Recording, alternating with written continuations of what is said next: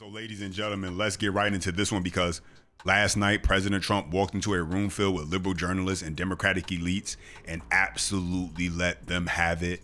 Nobody was safe, not CNN, not Jake Tapper, not Gavin Newsom, Adam Schiff, late night hosts.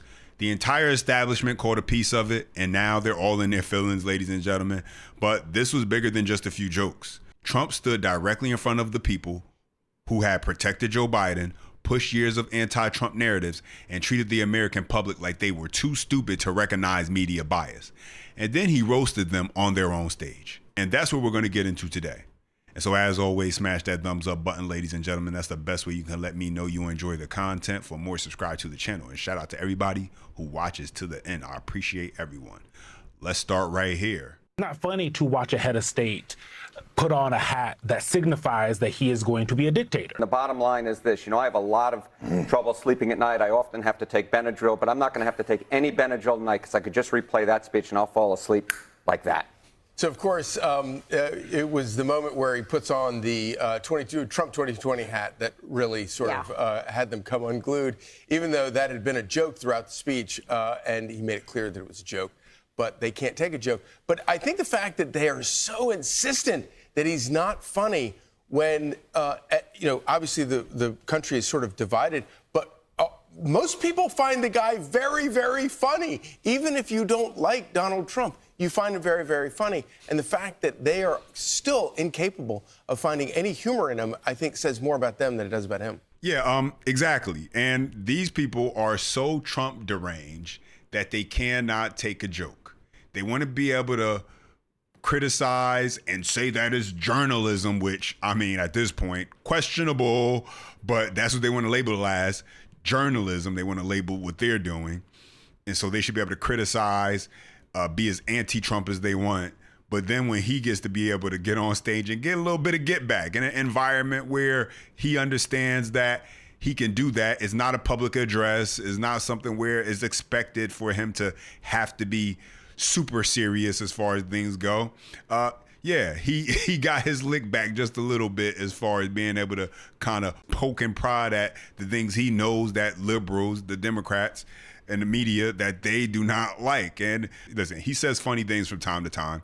Even comedians like to make jokes about Trump being funny and how they just can't deny him being funny. Not these bootleg comedians that are on late night television now. They're just Democrat hacks. Jimmy Kimmel, these guys, these are just Democrat hacks at this point.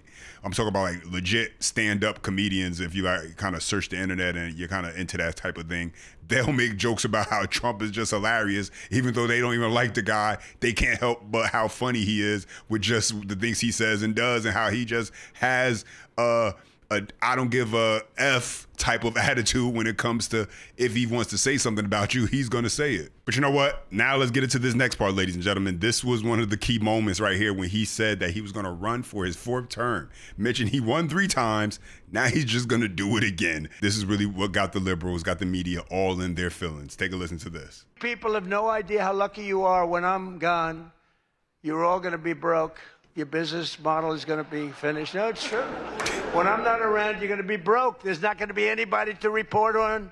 Nobody gives a damn about anybody else. The New York Times the other day had 5 stories about me. You know, before I got into politics, in my whole life, I had 7 front page stories. This is years of success. I think 6 were good, 1 was bad. I had 5 stories, 7, 5 good. Yeah, I had a total of 7 stories on the front page of the New York Times. That's not bad. Now I average about 3 or 4 a day. All different topics, all bad, everything bad. But here we are. I mean, here we are. In fact, when I'm finished, I'm going right back to the Oval Office. So I have to be doing okay. But we are all doing good together. That's why tonight, to show just how much I care about the press, and I want to save your ratings, I'm pleased to announced my intention to, and this is somewhat of a scoop, my intention to run for a 4th term as President of the United States. I will be doing that. I will be having an official, in fact, I think I have, I won 3 times. Now I'm going to do it again. Thank you. I'm going to do it. Should be easy. I'm getting very good at running for president. No, I won 3 times. Did very well the second time, by the way. But you know what? Let's go to jump into this next clip that I thought was actually kind of pretty telling of who President Trump is, despite all of, how the media tries to portray him. And so I want you to take a listen to this where he admits it. He says, maybe I'm being a bit too sensitive and thinking that none of you like me. And then he goes into roast them. But I think that's kind of telling, the fact that he can admit that, hey, maybe I am a bit too sensitive to think that none of you like me, or think that none of the media really likes him. And so take a listen to, how he puts this before he goes in and then roasts the media. Take a listen. But Caroline may have one of the hardest jobs in the White House. She has to deal with all of you all of the time. And you can be very difficult. You can be very, very difficult people. But I'm probably being a little bit oversensitive. Sometimes I really do think that some of you don't like me. In fact, I read a report, I get 93% negative publicity. 93. So how the hell did I win the election by so much? Think of it, I don't think that's true. I can't believe it's 93. In the 80s maybe, but not 93. But this place is really the largest group of Trump derangement syndrome people ever put together at one time, I suspect. Some of you are lucky that our last dinner was cut short because I had brought with me what would possibly have been, I'm telling you, I had something. I was going to go after you. I feel so badly doing this. It's got to be such a letdown. Oh, yay. But your lives were really in danger the last time for an opposite reason. But on the plus side, your careers were saved. And so there you have that. And so he says, on the plus side, because I wasn't able to go in the way I wanted to, that first time I was really going to go in on you guys, your careers were saved. That's what he said there. But you know what? Let's get into this part right here, because this is the part where you had Wolf Blitzer. And I'm just going to read this off. It says, disgraced journalist Wolf Blitzer tried to embarrass President Trump by giving the Wall Street Journal award for their fake news reporting on Trump's relationship with Epstein. President Trump didn't even flinch. He laughed in their faces and shook their hands. And so let's get into this, because this is the part where this is why I say, don't feel bad for these people. For President, you're saying, oh, President Trump is being a bit mean or whatever because he's sitting here throwing these jabs, throwing these uncomfortable jokes and saying these uncomfortable things in front of this room full of people. Let's not get it mistaken, ladies and gentlemen. These people literally criticize, push the most negative news, as you just heard him say, 90%, maybe 80%, about him 7 days a week, 365 days a year. And so him throwing a few jabs at them, they should be able to take that much. But take a listen to Wolf Blitzer right here, and then you'll see Trump's response. And so check this out. Courageous reporting on President Trump's past relationship with financier Jeffrey Epstein triggered the release of the so-called Epstein files, thousands of documents that might otherwise have remained hidden from the public. And despite the president's threat of a lawsuit, the Journal published a story about a provocative letter to Epstein bearing President Trump's signature. Trump quickly filed a $20 billion lawsuit against the Journal, revealing reporter Khadija Safdar's home address. Her family had to be relocated. The Journal was kicked off of Air Force One, but the reporters continue to file revelatory stories. Please welcome the winners of the Katharine Graham Award from the Wall Street Journal. Khadija Safdar, Sadie Gurman, Annie Linsky, Josh Dawsey again, Alex Leary, Rebecca Ballhaus, and Ryan Barber. Their colleague, Joe Palazzolo, could not attend tonight. And so then, ladies and gentlemen, take a look at this. President Trump gets right up, shakes everybody's hand. Yeah, so he got up and shook everybody's hand. These are the people who were trying to bury him, but he got up, still shook their hands, still got up, looked them in their eyes. But I want to go ahead and continue because, like I said, he was getting on everybody. But you know what? That was not all, ladies and gentlemen. Here goes a few more instances of President Trump going in on several notable individuals, such as Gavin Newsom, CNN's Caitlin Collins, and also late night television hosts. And so check out these clips. They'll learn their lesson. But I want to personally congratulate CNN's Caitlin Collins on receiving her award. It was all about me. It's a fake. She shouldn't get the award. It was a fake, but I didn't mind. I said, Caitlin, congratulations. But it was fake. There's no question about it. But she's a young, attractive woman. She never smiles. I said, Caitlin, do you have a smile? Smile. You have a nice position. You're at CNN Fake News. You should be a happy person. So smile, Caitlin. Just smile. But we attack, and one or two potential presidential hopefuls attend the Correspondents' Dinner, but many of them seem to have really chickened out. I was disappointed that Gavin Newsom didn't show up. He didn't show up. He should be here. But I heard that he recently said that we will lose our country if we don't fight fire with fire. And to be fair, there's only one thing we know about Gavin, and that's that he definitely doesn't want to fight fire with water. He's got a lot of water he never uses. What a disaster. That should have never happened. But he decided not to have a comedian, so they considered using Jimmy Kimmel, Jimmy Fallon. These guys, they're terrible. They're terrible. Stephen Colbert. These are people without talent. They get a lot. They have talent. You know who has talent? Their agent, getting them the money they get. They have no talent. Let's get into this next part, ladies and gentlemen, because this part was pretty interesting. Is Trump telling the infamous story about the Barack Obama White House Correspondents' Dinner. Now, kind of giving you guys a bit of a rehash of that particular event. That kind of came off the heels of the entire birth certificate issue with Barack Obama and questioning, where's his birth certificate? Is he an American citizen? Things of that nature. And one of the people who was really kind of vocal about that was Donald Trump at that time. And so in this White House Correspondents' Dinner, much like you had President Trump here taking the time to attack the people who had been attacking him, just happened to be he has a long list in comparison to Obama.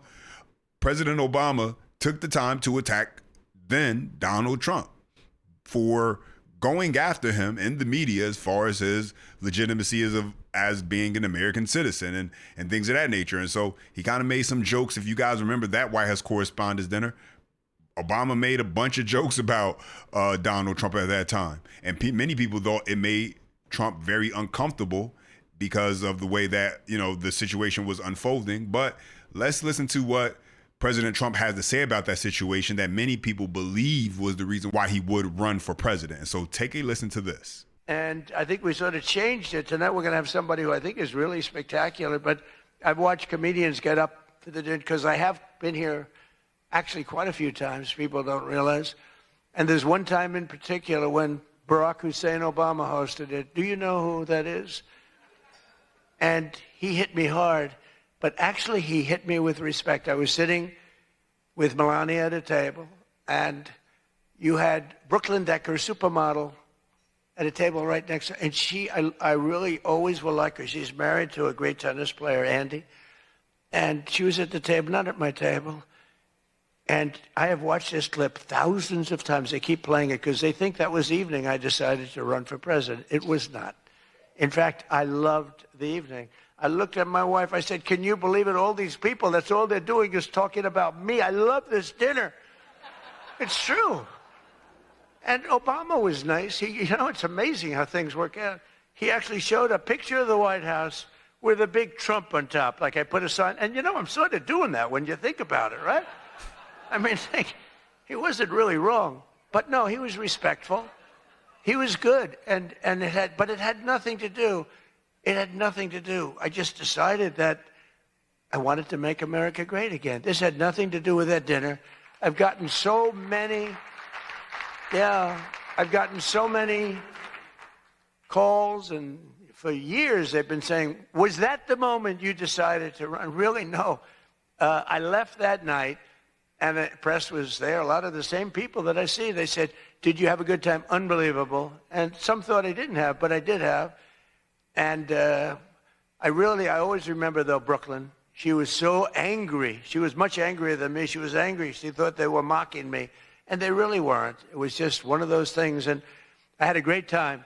But I left, and I sort of thought, I was there 3 or 4 times before that, but I sort of thought, wow, that dinner is really something special. And then I ran, I got elected. I thought the press treated me very, very unfairly. And I don't know, I think I made the right decision, because you hate to go where maybe you're not wanted, but they did want me. They wanted me for ratings, and they wanted me for other reasons, but not for love. And I said, you know, I'm not going to go. First time that ever happened, I think. Was that the first time? Just about. Presidents always came. And I didn't go for 4 years because I got treated terribly by the press. In my opinion, unfairly. And so there you have that. And then you have the media. Let's get into this part where the media, the thin-skinnedness, as it says right here, the inability for them to take a joke. And so let's get into this where CNN reacted as you would expect to President Trump's speech, regardless of whether you thought Trump's remarks were funny or ugly. CNN's thin-skinnedness on full display. And really, I mean, this was not necessary, but, you know, CNN, they're headline fair and balanced news, and they always got to let you know it. So take a listen to this. Before we bring in the panel, I want to read you a statement from CNN in the wake of the president's remarks tonight about CNN's Caitlin Collins, who was honored tonight for her breaking news reporting. The statement reads, quote, Caitlin Collins is an exceptional, trusted journalist being honored tonight for her depth of knowledge and the context she provides to audiences all over the world. She reports every day from the White House and the field with real strength and tenacity, and skillfully brings that reporting to the anchor chair and CNN platforms every day. We stand by her to the fullest extent, and we do. And we should, and we must. And the president just talking about the respect he has for the journalists in this room. Frankly, I didn't see much of it in the last hour of his speech, but the president made additional attacks on some of our other colleagues, Anderson Cooper, Jake Tapper. And given that, I want to read this from CNN Chairman and CEO Mark Thompson. We stand by our journalists and the integrity and fair-mindedness with which the CNN team reports the news. Honest, accurate journalism may sometimes irritate politicians, but our right to report and present that reporting to the public without government interference is fully protected by the U.S. Constitution. CNN will continue to exercise this right. Yeah, so CNN obviously in their feelings because President Trump made some jokes and said some things that they don't like. Shocker. I mean, coming from the people who 365 days, 7 days a week, wake up and make everything about President Trump in the most negative way, basically. But, you know, hey, president throws a few jabs at them, and they got to make sure that they let the world know. They let everyone know that they are fair, balanced, real journalism. I mean, give me a break. Yeah, and so along with CNN, who was highly upset and caught in their feelings, you also had MS Now that was upset because President Trump was taking jabs. And so let's take a listen to this. Check this out. In the room. Thank you both for coming. Thank you both for coming. But Vaughn, as someone who was in the room, like I watched it on television with Jen as we were doing special coverage last night. And what I took from it was someone who didn't know his audience, right? Mm-hmm. I took from it, usually these speeches are 10 to 20 minutes. I think Biden's long.